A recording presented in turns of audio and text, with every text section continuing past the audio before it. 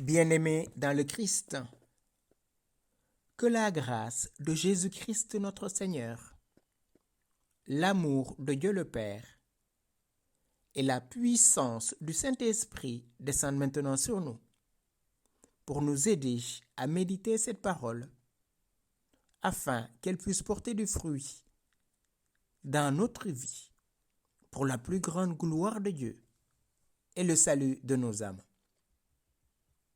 En ce 26e dimanche du temps ordinaire, j'aimerais méditer avec vous l'évangile de Jésus-Christ selon saint Matthieu, au chapitre 21, du verset 28 au verset 32. En ce temps-là, Jésus disait aux grands prêtres et aux anciens du peuple: « Quel est votre avis ? Un homme avait 2 fils. Il vint trouver le premier et lui dit: « Mon enfant, va travailler aujourd'hui à la vigne. » Celui-ci répondit: « Je ne veux pas. » Mais ensuite, s'étant repenti, il y alla. Puis, le père alla trouver le second et lui parla de la même manière. Celui-ci répondit: « Oui, Seigneur. » Il n'y alla pas. Lequel des 2 a fait la volonté du Père? Ils lui répondent: « Le premier. » Jésus leur dit: « Amen, je vous le déclare. Les publicains et les prostituées vous précèdent dans le royaume de Dieu. Car Jean le Baptiste est venu à vous sur le chemin de la justice, et vous n'avez pas cru à sa parole. Mais les publicains et les prostituées y ont cru. Tandis que vous, après avoir vu cela, vous ne vous êtes même pas repentis plus tard pour croire à sa parole. » Bien-aimés dans le Christ, dimanche dernier, Jésus disait cette parabole à ses disciples. Le royaume des cieux est comparable au maître d'un domaine qui sortit dès le matin afin d'embaucher des ouvriers pour sa vigne. Il se mit d'accord avec eux sur le salaire de la journée, 1 denier, c'est-à-dire une pièce d'argent, et il les envoya à sa vigne. Il sortit vers 9h, puis vers midi, puis vers 15h, et en fin de journée vers 17h. Tous travaillèrent à la vigne, et à la fin de la journée, ils reçurent leur salaire, commençant par les derniers. Chacun reçut son denier. Arrivés au premier, ils reçurent eux aussi un denier. Dans leur déception, ils récriminent contre le maître. « Nous avons peiné toute la journée, nous avons supporté le poids du jour, et vous nous avez traités comme ce qui vient d'arriver, juste 1 heure de travail. » Et le maître lui dit: « Mon ami, prends ce qui est à toi. Pourquoi regardes-tu d'un œil mauvais parce que je suis bon? Je veux donner à l'autre plus qu'à toi. » Oui, frères et sœurs, nous sommes la plupart du temps dans la comparaison avec les autres. Un tel a ceci, moi j'ai pas ça. Moi je ne suis pas aimé de Dieu, un tel est ceci, et on compare. Or Dieu, qui nourrit les oiseaux du ciel, prend soin de chacun de nous, comme il prend soin des fleurs des champs, de l'herbe qui pousse. Nous qui sommes à son image, à sa ressemblance, nous sommes appelés à entrer dans la largesse de son cœur et être miséricordieux comme lui, il est miséricordieux. Aujourd'hui, Jésus est en face des grands prêtres et en face des anciens du peuple. Et voilà qu'il leur pose une question. Quel est votre avis? Un homme avait 2 fils. Il vint trouver le premier et lui dit: « Mon enfant, va travailler aujourd'hui à la vigne. » Celui-ci répondit: « Je ne veux pas. » Mais ensuite, s'étant repenti, il y alla. Puis le père alla trouver le second et lui parla de la même manière. Celui-ci répondit: « Oui, Seigneur. » Et il n'y alla pas. Lequel des 2 a fait la volonté du Père? Ici, frères et sœurs, il s'agit de la volonté du Père. Est-ce que ce que nous faisons, c'est pour glorifier Dieu notre Père, ou bien c'est pour notre propre gloriole? Jésus en face des docteurs de la loi, ceux qui servent la loi, ceux qui connaissent bien la parole de Dieu. Et les deux fils, nous allons voir tout à l'heure à quoi ça rime. Le premier, il lui dit, mon fils, va à ma vigne. Rappelez-vous, dimanche dernier, c'était aussi la vigne. La vigne dans l'Ancien Testament, ça symbolise l'épouse que représente le peuple d'Israël, que représente chacun d'entre nous. La vigne va aussi symboliser la passion de Christ. Je suis la vigne. Vous êtes les sarments, c'est-à-dire ce qui nous fait vivre. Et quand le Seigneur demande de travailler à sa vigne, c'est travailler pour son royaume, travailler pour sa gloire, c'est-à-dire faire sa volonté. Le premier, nous le savons bien, c'est le peuple d'Israël. C'est les docteurs de la loi, c'est les pharisiens et les scribes qui sont là en face de lui, c'est les grands prêtres. Celui-ci répondit, je ne veux pas. Mais ensuite s'étant repenti, il y alla.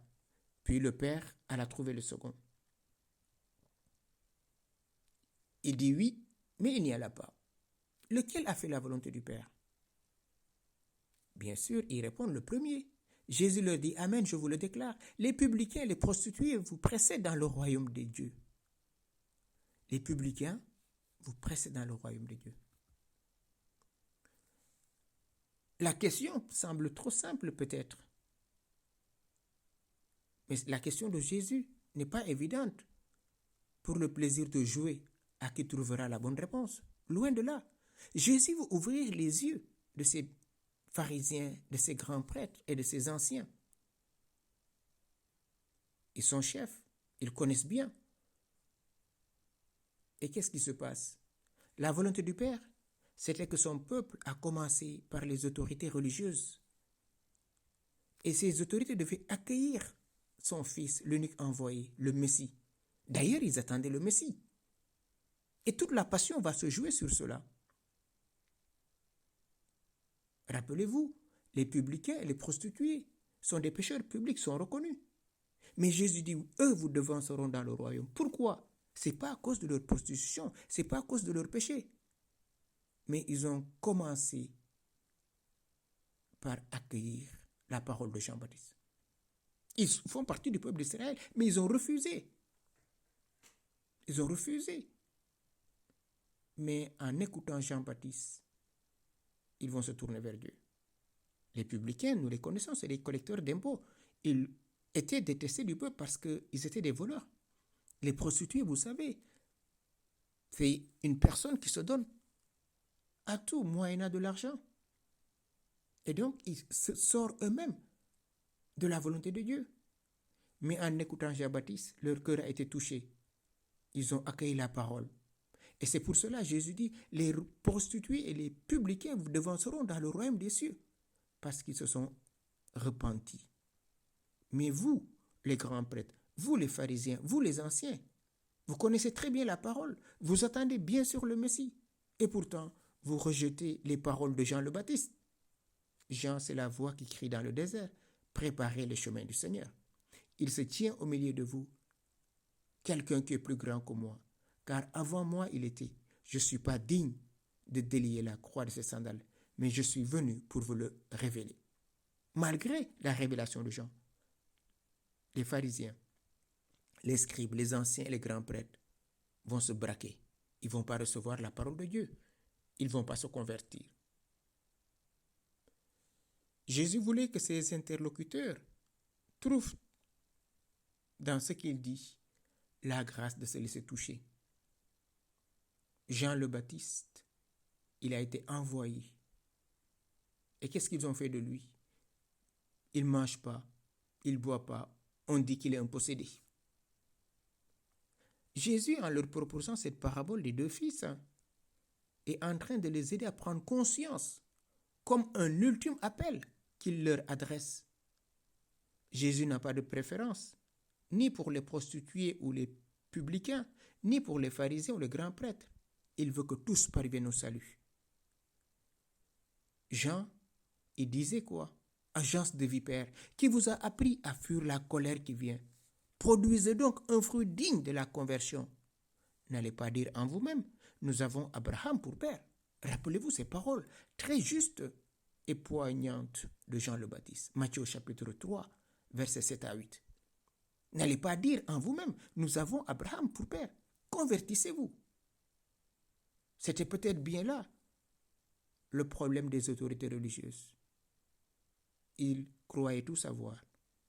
Et ce petit enfant qu'ils ont vu naître, ce Nazaréen, ne peut rien leur apprendre, ni son cousin Jean le Baptiste. Et si Jésus leur pose cette question, c'est pour ouvrir leur intelligence en sa présence, lui le Messie. Amen, je vous le déclare, les publicains et les prostituées vous devanceront dans le royaume de Dieu. Car Jean le Baptiste est venu à vous sur le chemin de la justice et vous n'avez pas cru à sa parole. Mais les publicains et les prostituées y ont cru. Tandis que vous, après avoir vu tout cela, vous ne vous êtes même pas repentis plus tard pour croire à sa parole. Voilà ce qui est douloureux dans le cœur de Jésus.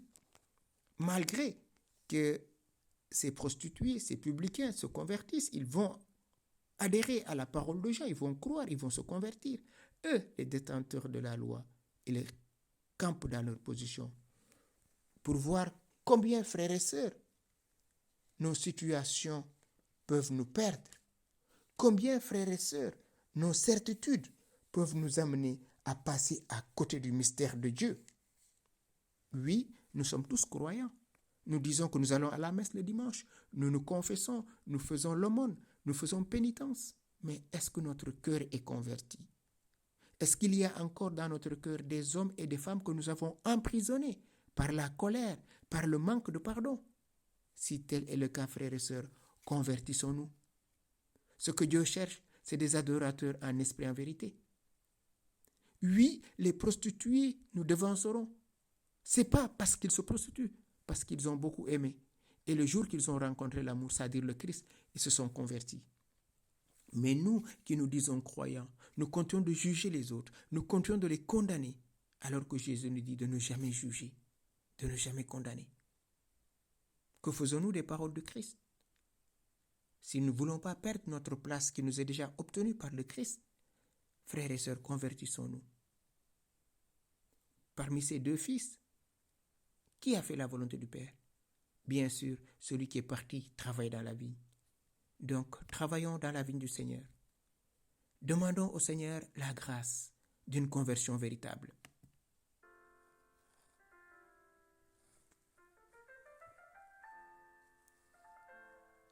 Seigneur Jésus, tu connais chacun d'entre nous.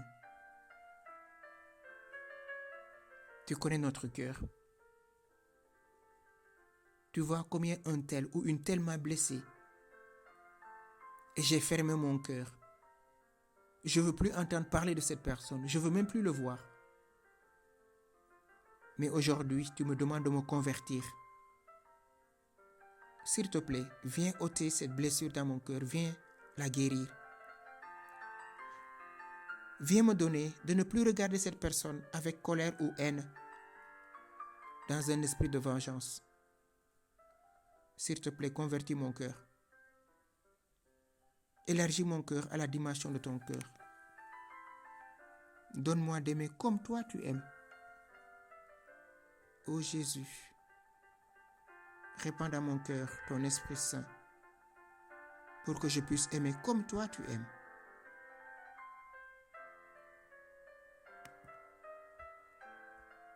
Saint-Esprit, toi qui fais toutes choses nouvelles, renouvelle mon cœur. Seigneur, enseigne-moi la véritable humilité qui nous rend libres et qui procure la joie. Obsédés par les apparences, nous parlons parfois trop vite et faisons des promesses que nous ne pouvons pas honorer. Comme pour le fils de la parabole, qui ne respecte pas son engagement. Il y a souvent une grande distance entre l'image que nous voulons projeter et le réel de notre vie. Toi qui as vécu en cohérence, soucieux de justice et de vérité. Apprends-nous la constance et la droiture, sans calcul ni quête de gloire. Que nous soyons simples et sincères, loyaux dans la foi et confiants en ta parole. Ainsi, nous suivrons tes traces et rendrons grâce à ton nom par l'authenticité de nos relations. Amen. Alléluia.